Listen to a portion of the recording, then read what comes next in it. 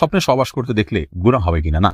ওযুর সময় ঘন দাড়ির ভেতর পানি কিভাবে পৌঁছাতে হবে? রুকু করার সময় কাপড় টাকনুর উপরে উঠে গেলে নামাজ হবে কি? নামাজে সানা পড়তে ভুলে গেলে নামাজ হবে কিনা? মৃত ব্যক্তির সামনে আগরবাতি জ্বালানো যাবে কিনা? মোবাইলে ইমার্জেন্সি টাকা খরচ করে টাকা না দিয়ে মারা গেলে ক্ষমা হবে কি?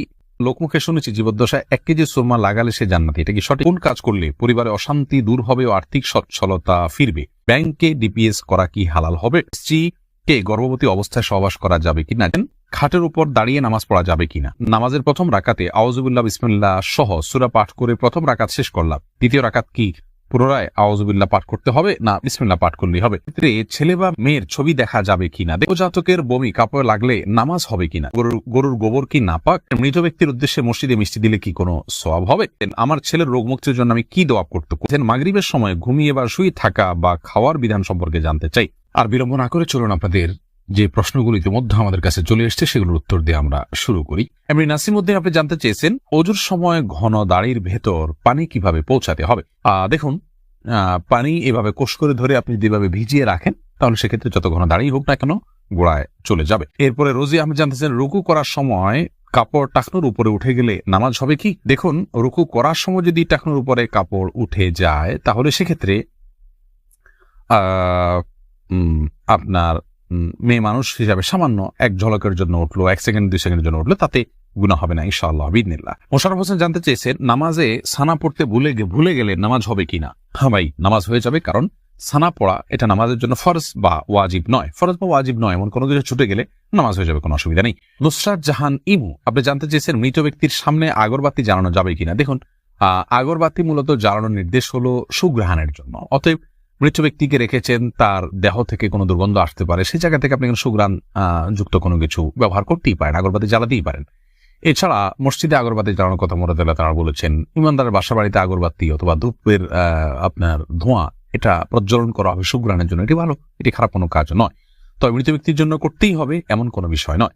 এরপরে বোন সাদিয়া ইসলাম জানতেছেন লোকমুখে শুনেছি জীবদ্দশায় 1 কেজি সুরমা লাগালে সে জান্নাতি। এটা কি সঠিক? না বোন, এরকম কোনো কথা নেই যে 1 কেজি পরিমাণ সুরমা লাগালে সে জান্নাতি হবে। তবে হ্যাঁ, মৌলিকভাবে সুরমা লাগানো রাসূল আকরাম সাল্লাল্লাহু আলাইহি ওয়াসাল্লামের সুন্নাহ এবং সে বিষয়ে নবী সাল্লাল্লাহু আলাইহি ওয়াসাল্লামের সুস্পষ্ট নির্দেশনা রয়েছে। আমরা সুরমা লাগাবো আমাদের সাধ্য অনুযায়ী, তবে 1 কেজি পরিমাণ লাগাতে হবে এমন কোনো কথা নেই, এটি মন গড়া কথা। এমডি শাফি জানতেছেন মোবাইলে ইমার্জেন্সি টাকা খরচ করে টাকা না দিয়ে মারা গেলে ক্ষমা হবে কি?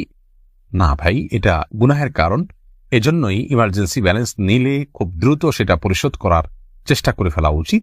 আর সেই সাথে তার আত্মীয় স্বজন যারা আছেন তারা পরবর্তীতে তার দেনা পাওনা পরিশোধের ক্ষেত্রে তাদের খেয়াল করা উচিত। এটা হতেই পারে মানুষের দ্বারা, যদি এরকম হয় তাহলে সেক্ষেত্রে তাদেরকে ওসিয়ত করে যাওয়া উচিত যে আমার দেনা পাওনাগুলো হয়তো সাবধান থাকবে, তাদের পক্ষ থেকে আদায় করলে ইনশাআল্লাহ তিনি দায়মুক্ত হয়ে যাবেন। নাহিদ নোমান জানতে চেয়েছেন কোন কাজ করলে পরিবারে অশান্তি দূর হবে ও আর্থিক সচ্ছলতা ফিরবে? ভাই নাহিদ, এর জন্য আপনাকে আমি পরামর্শ দেব 2টি কাজ সবচেয়ে গুরুত্বের সাথে করার। এক হলো দুরূদ শরীফ, আর একটা হলো ইস্তিগফার। এই 2টি জিনিস আপনি বেশি বেশি করে পাঠ করবেন। রাসূল আকরাম সাল্লাল্লাহু আলাইহি ওয়াসাল্লামের হাদিস থেকে বোঝা যায় দুরূদ এটা বেশি বেশি করে পাঠ করলে মানুষের বিপদ আপদ দূর হয়, পেরেশানি থেকে আল্লাহ তাআলা মুক্তি নসিব করেন। ইস্তিগফারের ক্ষেত্রে আল্লাহ তাআলা বলেছেন সূরা নূহের মধ্যে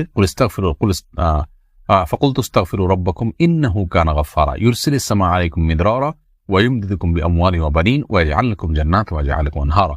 আয়াতগুলোর আলোকে অনেক মুফাসসিরিন ইকরাম, অনেক উলামা ইকরাম বলেছেন যে ইস্তিগফার বেশি বেশি করলে আল্লাহ তাআলা রিজিক বৃদ্ধি করেন এবং মানুষের রিজিক অনটন দূর করেন। অতএব এই 2টি আপনি নিয়মিত করবেন, সেই সাথে আপনি খুব সিরিয়াসনেসের সাথে হালাল উপার্জনের জন্য চেষ্টা করে যাবেন। আল্লাহ তাআলা আপনার সমস্যাকে দূর করে দিন। সজল শেখ আইডি থেকে আপনি জানতে চাচ্ছেন ব্যাংকে ডিপিএস করা কি হালাল হবে? শুধু ব্যাংকগুলোতে ডিপিএস করা হারাম হবে, যেহেতু সেখানে আপনাকে সুদ দেওয়া হবে, সুদ ভিত্তিক লেনদেনের চুক্তি আপনার সাথে হয়ে যাবে সেজন্য। আর ইসলামী ব্যাংকগুলো যদি হয় তাহলে সেক্ষেত্রে বেশ কিছুটা ছাড় রয়েছে এবং সেটি কিছুটা কোনো ক্ষেত্রে এটি সন্দেহের মধ্যে পড়বে, শুবহাতের মধ্যে পড়বে। বাকি মৌলিকভাবে অন্য কোনো উপায় যদি কারো না থাকে এটি নাজায়েজ বা হারাম সরাসরি হবে না, তবে অ্যাভয়েড করতে পারলে সেটাও ভালো, যেহেতু সংশয় বা সন্দেহ সেখানেও রয়েছে। শাহাদাত হোসেন সবুজ আপনি জানতে চেয়েছেন স্ত্রীকে গর্ভবতী অবস্থায় সহবাস করা যাবে কিনা? স্ত্রী গর্ভবতী থাকলে সে অবস্থায় সহবাস করাতে কোনো নিষেধাজ্ঞা নেই। এরপরে ইস্তাব্রো বাণী এই আইডি থেকে আপনি জানতে চেয়েছেন খাটের উপর দাঁড়িয়ে নামাজ পড়া যাবে কিনা? যাবে, কোনো অসুবিধা নেই। আপনি খাট হোক আর ভূমি হোক ফ্লোর হোক যে কোনো জায়গায় দাঁড়িয়ে সালাত আদায় করতে পারবেন। আপনি স্বাভাবিকভাবে যদি সালাত আদায় করতে অসুবিধা না হয় তাহলে সেক্ষেত্রে কোনো অসুবিধা নেই। হ্যাঁ, কোনো খাটের উপরে দেখা যায় যে ম্যাট্রেস বা ফোম থাকার কারণে অনেক দূর ডেবে যায়, যার কারণে রুকু সিজদায় তিনি ব্যালেন্স রাখতে পারেন না এবং সুন্দরভাবে সালাত আদায় করতে পারেন না, সেজদা সঠিকভাবে করতে পারেন না। এরকম যদি হয় তাহলে সেক্ষেত্রে তার জন্য খাটে দাঁড়িয়ে সালাত আদায় করা উচিত হবে না। এটা কমপক্ষে মাকরুহ হবে, অপছন্দনীয় হবে, তবে সালাত হয়ে যাবে। যেহেতু সালাত স্বাভাবিকভাবে করতে তার অসুবিধা হয়, শরীরে ব্যালেন্স ঠিক রাখতে পারে না, রুকু সিজদা যথাযথভাবে করতে অসুবিধা হয় এবং মনোযোগও ব্যাঘাত সৃষ্টি হয়, যার কারণে এরকম জায়গায় সালাত করা উচিত। আর যদি এতটা নরম না হয় তাহলে সেক্ষেত্রে সাধারণ খাটে বা চকিতে সালাত আদায় করতে কোনো অসুবিধা নেই। সাইফুল ইসলাম জানতে চেয়েছেন, নামাজের প্রথম রাকাতে আউযুবিল্লাহ বিসমিল্লাহ সহ সূরা পাঠ করে প্রথম রাকাত শেষ করলাম, দ্বিতীয় রাকাত কি পুনরায় আউযুবিল্লাহ পাঠ করতে হবে না বিসমিল্লাহ পাঠ করলেই হবে? দেখুন, সূরা ফাতিহা যেহেতু আপনি নতুন করে শুরু করছেন, এই জন্য আপনি আউযুবিল্লাহ পাঠ করবেন এবং এরপরে বিসমিল্লাহ পাঠ করবেন। কারণ ফাইযা ক্রাআতাল কুরআন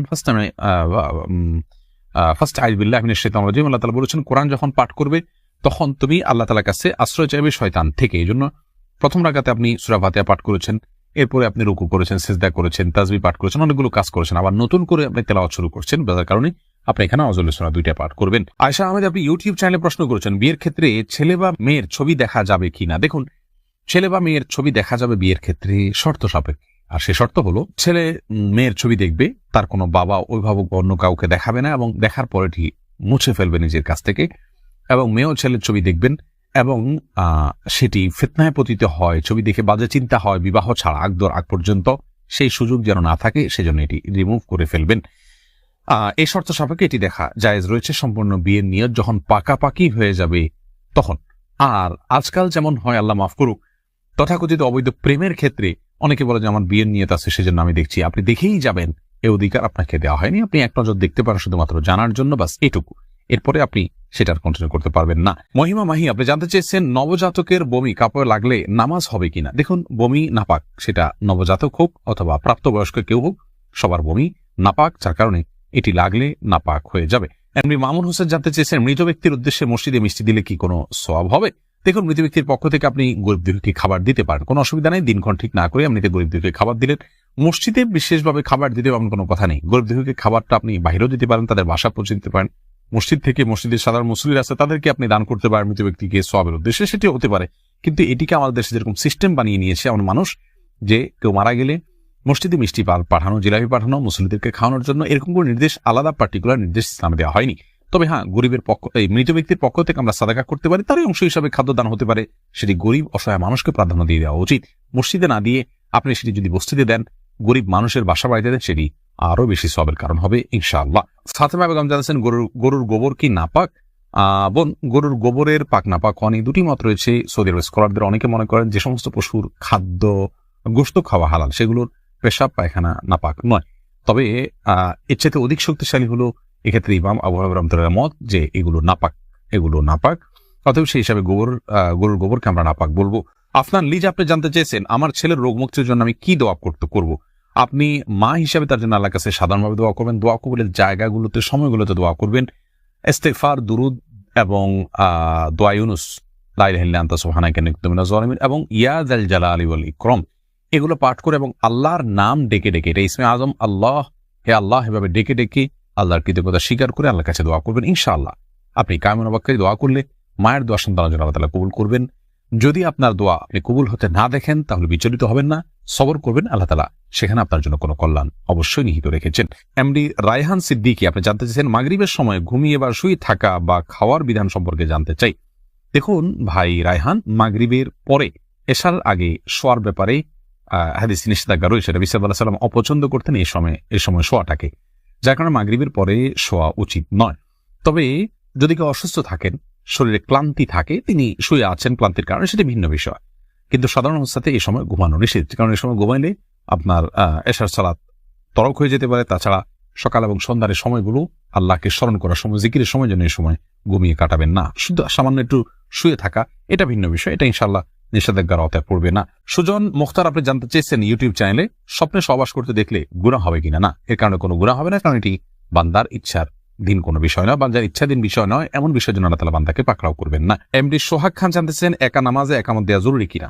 জি ভাই, একা নামাজ পড়লেও আপনি যখন একাকী ফরজ নামাজ আদায় করবেন, একামত দিয়ে নামাজ পড়বেন, এ উদ্দেশ্যে কেউ চাইলে আপনার সঙ্গে এসে যোগ দিতে পারে জামাতে।